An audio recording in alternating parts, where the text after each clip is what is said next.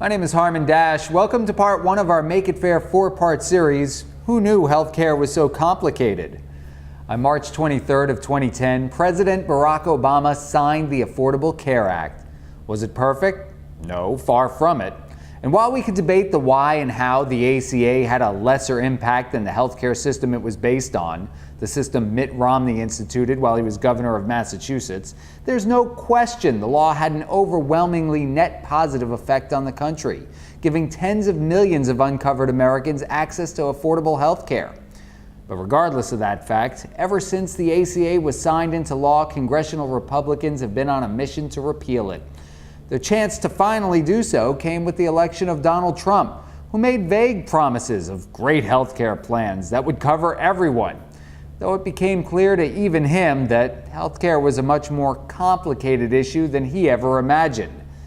Between the House and Senate, there have been numerous attempts to make repeal a reality, any of which the Congressional Budget Office has said would send those tens of millions of Americans back to the emergency rooms as their only means of seeking care. South Carolina Senator Lindsey Graham had been outspoken in his objection to all of these previous repeal efforts, including this past July when he referred to the Senate's own skinny repeal, quote, as a policy disaster and a fraud, even as he was casting his own yes vote for it. Meanwhile, our Louisiana Senator, Dr. Bill Cassidy, said any repeal of the ACA must be replaced by something that passes, quote, the Kimmel test, a term Cassidy was inspired to coin after late-night host Jimmy Kimmel told a nationwide audience how access to health care saved his own son's life, relating it to how many millions of Americans, including children, would be at risk if affordable health care was suddenly ripped away from them. Even though the CBO's analysis of the skinny repeal did not, in fact, pass the Kimmel test, Senator Cassidy also voted yes. Still, both Graham and Cassidy, highly critical of the skinny repeal as a bad bill for Americans, only came back with yet another attempt to repeal the Affordable Care Act of their own. The most repeated talking point on this latest repeal, offered by Senator Cassidy and taken up by his colleagues, is that 37% of all federal dollars for the ACA are spent in only 4 states. Quote, this is frankly not fair. Cassidy would like you to believe the imbalance he's trying to highlight is ravaging the poor people of other states.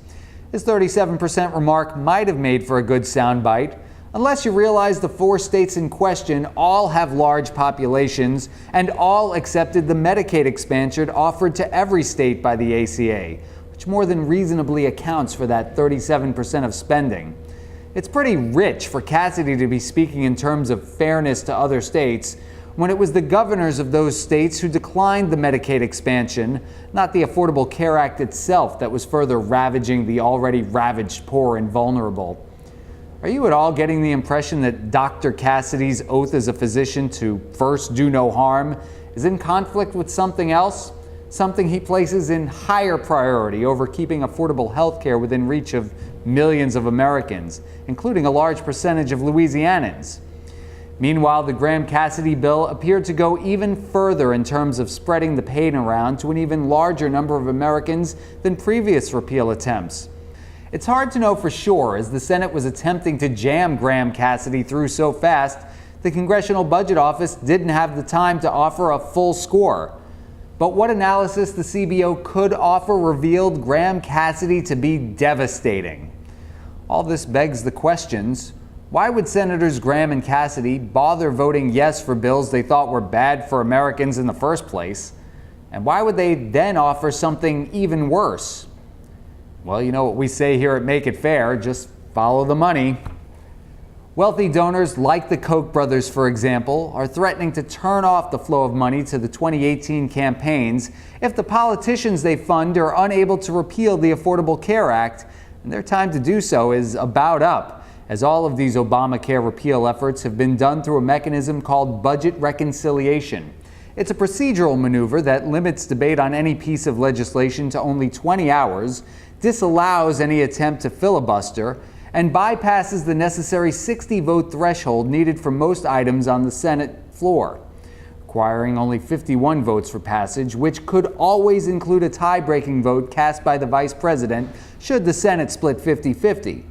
The deadline to pass a bill using this mechanism is Saturday, September 30th, when the fiscal year ends. And while Congress could renew this procedural maneuver again as quickly as October 1st, use of budget reconciliation is limited to only one item per year. With tax reform looming, an issue likely higher on the priority list of donors like the Koch brothers, it's probable the Senate will save budget reconciliation for that, which will spare the Affordable Care Act from repeal efforts for now, at least until just before the 2018 midterms.